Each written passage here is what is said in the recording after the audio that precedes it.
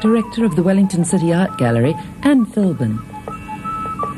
Desmond Kelly and the art of landscape photography. Creating his own world of fantasy, Potter John Green. And international recorder player Steve Rosenberg.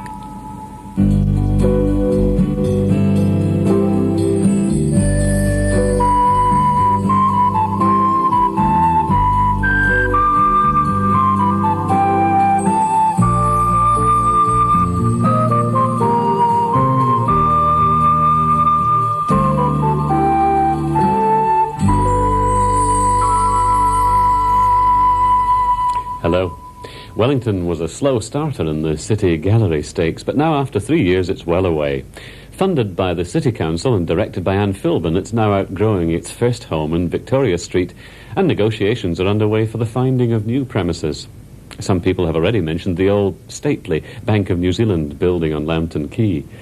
The zealous Anne Philbin came to the Capital's Gallery a year ago, and she's got definite plans for it. More public involvement, more participation, better service to artists. For her, it's all go.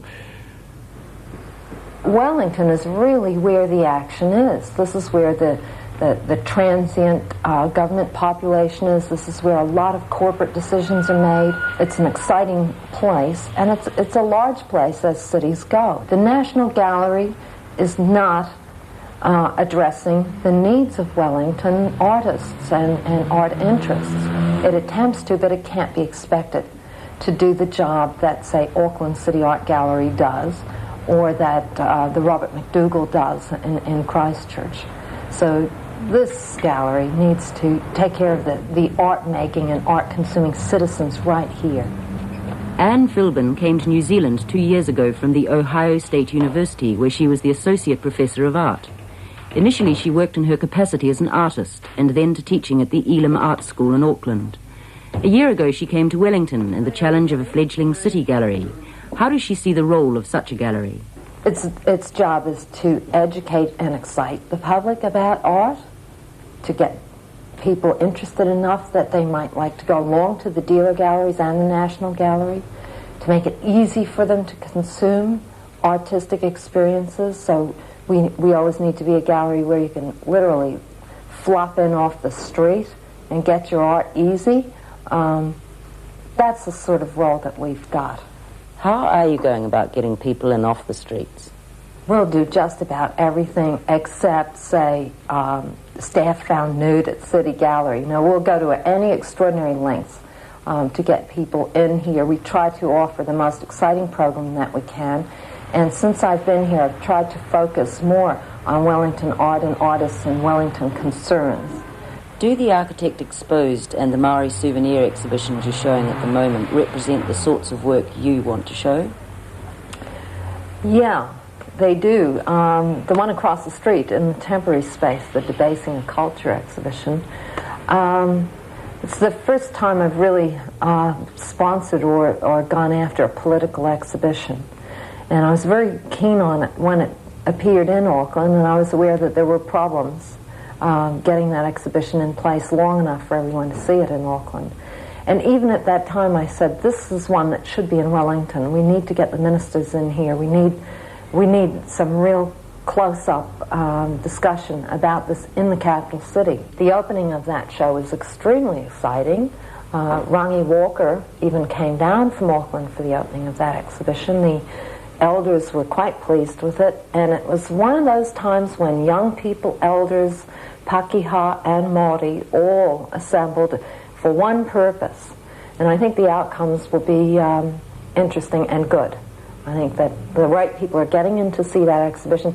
The man on the street finds that kind of space easier to move into than a gallery made out of marble and permanent materials and so on. We noticed that people were standing outside the window and peering and watching what was going on. And the very minute that they were allowed in, they were in force.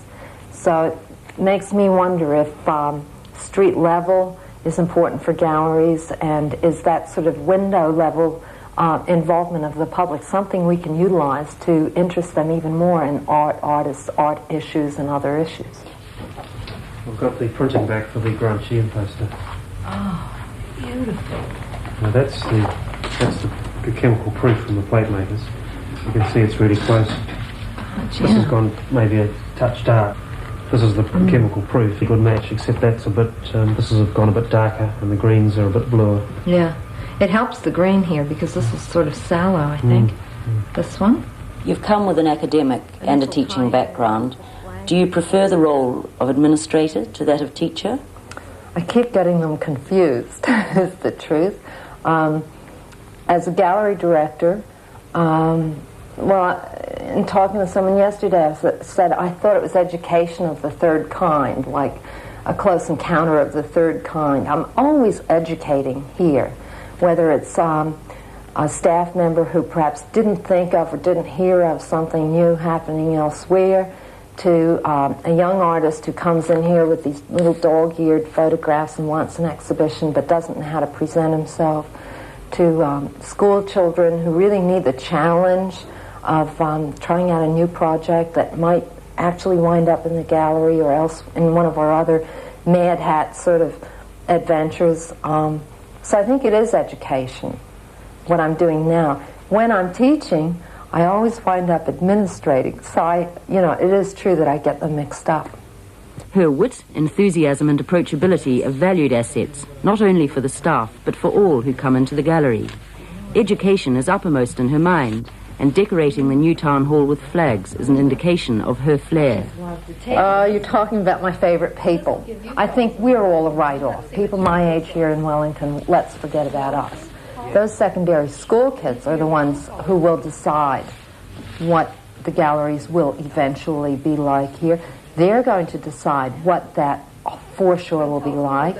They're the decision makers of the future, and they're the least heard people in society.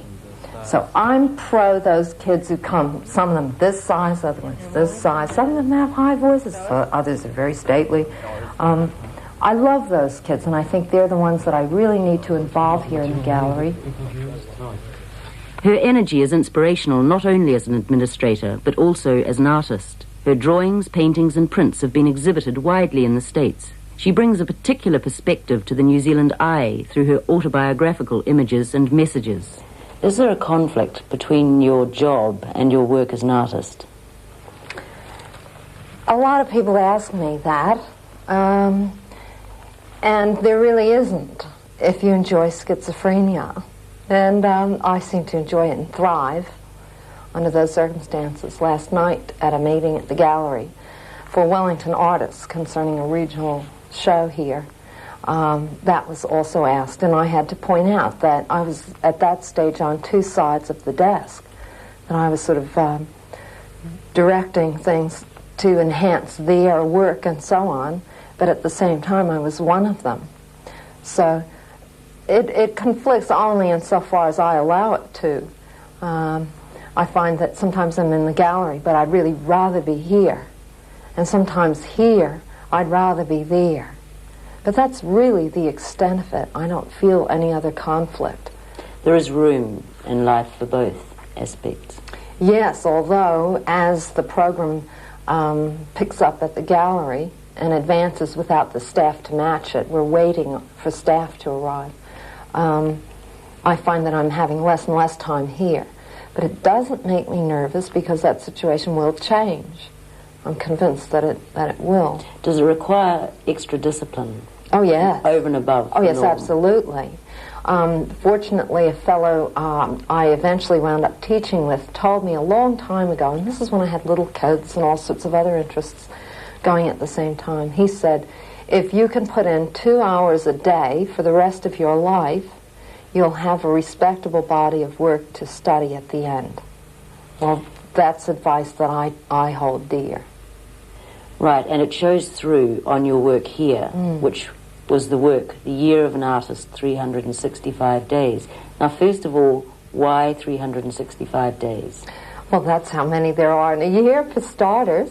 And then I'm a person who, for many reasons, has to look at a day as a unit.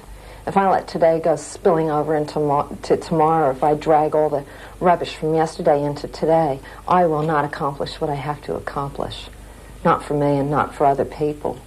So to break the year down into units one at a time and record them to see exactly what was in there, that interested me. When you look at the works that you've done here, can you pick exactly today what was going on in your mind that day by reading? Absolutely, absolutely.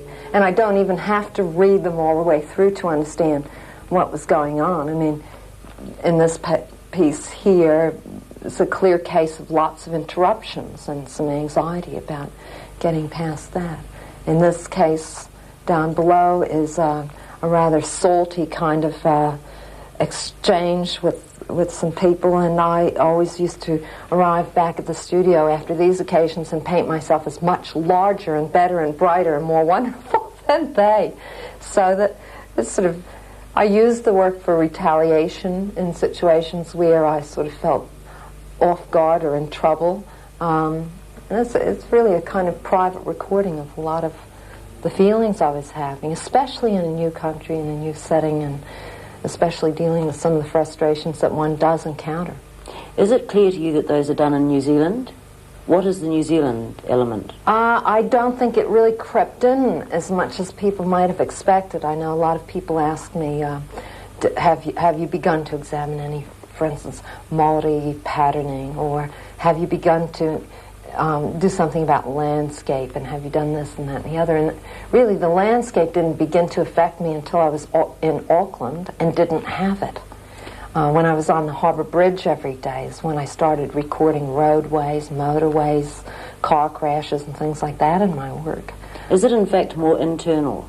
Your internal? Yes, I think it is. Yes. Is this something which female artists concentrate on? I think, well... The interior? I think we do. I think we do. We're very conscious of space invaders and space invasions. We're very much involved with interior space. I mean, we use that in order to create the next generation, don't we? So I think mentally we tend to live in the interior as well, because we haven't had a voice for such a long time. And I think women in art today are very much sorting things out for themselves. I mean, most women in art my age are trying desperately to come to some grips with all that they were taught by men and all that they hope for themselves as expressive creatures. So I think the place we have to go to make those determinations is in. Anne Philbin is unafraid of debate, and it is her enthusiasm which has increased the awareness of and interest in art in downtown Wellington. Attendances are up, and the gallery needs new and upgraded spaces. Is your relationship with the council a good one? I think it is. It's taken some time because my style is so vastly different from the previous director's style. But my goal in the short amount of time that I've had right now is to sort of let council know what real gallery needs are. How can you do that? What I try to point out is that we need a program which is well balanced, that we need a gallery to house that program, and that the gallery facility itself has to function in certain ways. Do they come here to talk with you, or do you go to them? I report to them once a month, but I'm happy to say that there's more and more council involvement in things that are going on here. They do show up for openings, and they are keenly interested in the growth in attendance here at the gallery. The attendance has gone up steadily since I've been here. Do local politics get in the way? Not really. I think our goal is all mutual and the same. I think that council and I are facing the fact that we've outgrown the initial venue, which is 65 Victoria Street, this lovely little building, and that we need a building 3 or 4 or 5, maybe even 5 times the size. So what do you see for the future? There's really a good talk going on in Wellington today, even about a new venue for the City Art Gallery. And it's happening at the same time that the new National Art Gallery is announced. I don't see any problem with 2 new venues. The one being discussed most vehemently in our case is the use of the old Bank New Zealand building in Lambton Quay. I'm pro the street, as you know. I think it's great to be right in the middle of the shopping district, and that would be my choice of site if anyone asked me seriously what I thought. And Philbin talking there to Mary Daish.